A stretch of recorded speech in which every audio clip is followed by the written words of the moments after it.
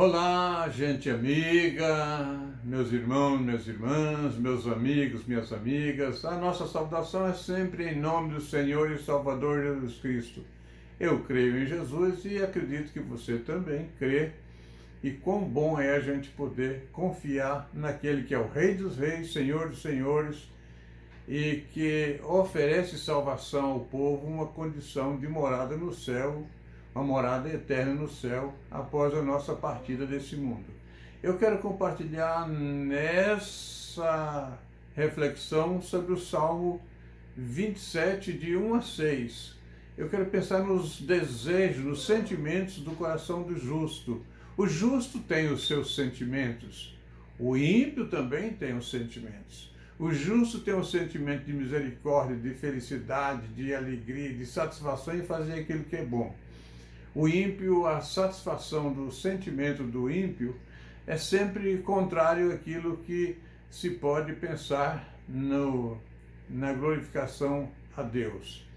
O primeiro versículo do Salmo 27 diz: O Senhor é a minha luz e a minha salvação. De quem terei medo? O Senhor é a fortaleza da minha vida. A quem temerei? Se o Senhor é a minha luz, olha, uma das coisas mais difíceis que tem é a gente andar no escuro, gente.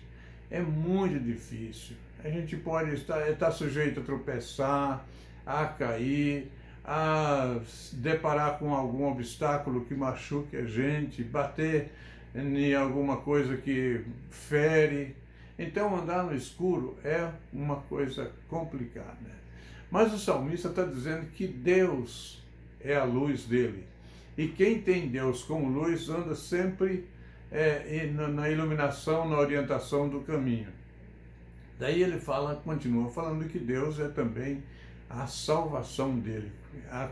Alguma pessoa que se acha no mato perdido, perde o senso da direção e não sabe mais como fazer. Mas, ilustrando assim, quando o homem está com Deus, ele tem o senso de direção para o céu. Ele pensa em um Deus que pode salvar e dar um direcionamento até o céu, a condição boa de uma caminhada direcionada para o lar celestial. Mas ele fala assim, que se o Senhor é minha luz e Deus é minha salvação, de que terei medo? De quem terei medo? A quem terei medo? Eu vou ter medo de quê? De nada. Eu estarei tranquilo, confiante. E aí ele faz uma declaração adorativa. Ele adora a Deus com essa declaração, dizendo que o Senhor é a minha luz. No versículo 2, os sentimentos do coração do justo, ele reflete o sossego para a alma. Uma alma desassossegada é complicada, é terrível, é desesperador. E no versículo 2 ele fala: quando malfeitores me sobrevêm para me destruir, meus opressores e inimigos, eles é que tropeçam e caem. Então o salmista percebe sempre que ele está olhando dois lados da caminhada da vida. O lado daqueles que são amigos, o lado daqueles que são chegados a Deus e que se colocam como aqueles que são ajudadores, mas tem também o lado da guerra, o lado da destruição, e ele chama de opressores. Então, na nossa caminhada também, no nosso dia a dia, nós se temos um grupo que está conosco, olhando e pensando na mesma direção, tem um grupo que está querendo fazer as coisas contrárias para que nós não alcancemos os nossos objetivos.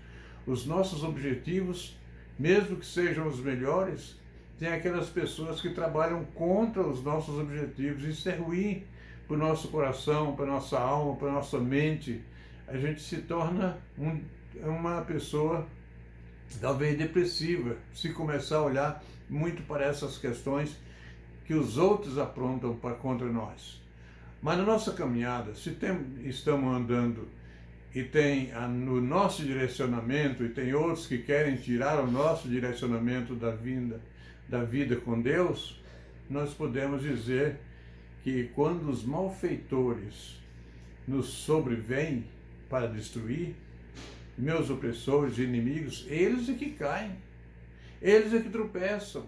Então, quando nós estamos com Deus, que é o nosso Salvador, Deus que é o nosso refúgio, Deus que é o nosso cuidador, então os inimigos que se levantam contra nós, eles tropeçam e caem. Saiba disso, tenha certeza disso. A sua vida com Deus é vitoriosa. O seu inimigo será derrotado sempre. Mas no versículo 3, sentimentos do coração do justo, exala a plena confiança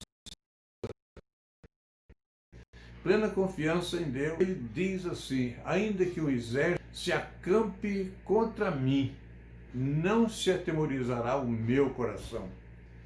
E se estourar contra mim a guerra, ainda assim terei confiança. Olha que confiança plena tem esse salmista quando diz que um exército, e quando você olha exército, você vê força, você vê poder, você vê material bélico, você vê guerra, você vê armamento pesado. O salmista está dizendo: eu estarei tranquilo, mesmo que se levante um exército contra mim, se Deus está comigo, eu serei aquele que terei a confiança plena e sempre serei vitorioso. Mas os sentimentos do coração do justo tem a intensa busca de satisfação, a satisfação com a intimidade com Deus. Aí o versículo 4 nos dá essa direção. Uma coisa peço ao Senhor e a buscarei, que eu possa morar na casa do Senhor todos os dias da minha vida, para contemplar a beleza do Senhor e meditar no seu santo templo. Aqui agora passa-se para a intimidade. O salmista tinha dito que tinha confiança em Deus, no seu refúgio, que os inimigos que tropeçariam e cairiam. E ele agora se encontra numa questão de liberdade para servir a Deus. Deus já fez os livramentos na vida dele e agora ele está entendendo que é tempo de apresentar a Deus o seu louvor, a sua honra, a sua glória, a sua meditação. E por isso ele diz que eu quero morar na casa do Senhor todos os dias da minha vida. Não é algum dia, não é alguma hora, mas todos os dias. É uma questão constante de moradia com Deus, de intimidade com Deus, de serviço no serviço do reino. É uma questão de contemplar a beleza, o que você acha de contemplar. Muitas vezes a gente fica contemplando algumas coisas, e tem tantas coisas bonitas para a gente contemplar nesse mundo, mas o salmista quer contemplar a face de Deus, e aí ele meditar no seu santo templo. Coisa importante na nossa vida é quando nós podemos chegar também no templo. E aí no templo a gente pode ter aquela ideia de ajuntamento dos cristãos, uns com os outros, cantando, louvando e bendizendo a Deus. Quando nós estamos longe do templo, até a gente pode fazer a nossa devocional sozinho, mas no meio dos conselheiros, no meio da multidão que glorifica a Deus, que louva a Deus, há uma sensação agradável do coração do justo que tem os sentimentos de adoração a Deus e louvor continuamente. Ele quer meditar no seu santo templo. Qual é o desejo seu, do seu coração? Também é meditar nos templos do Senhor? Mas vamos para o versículo 5.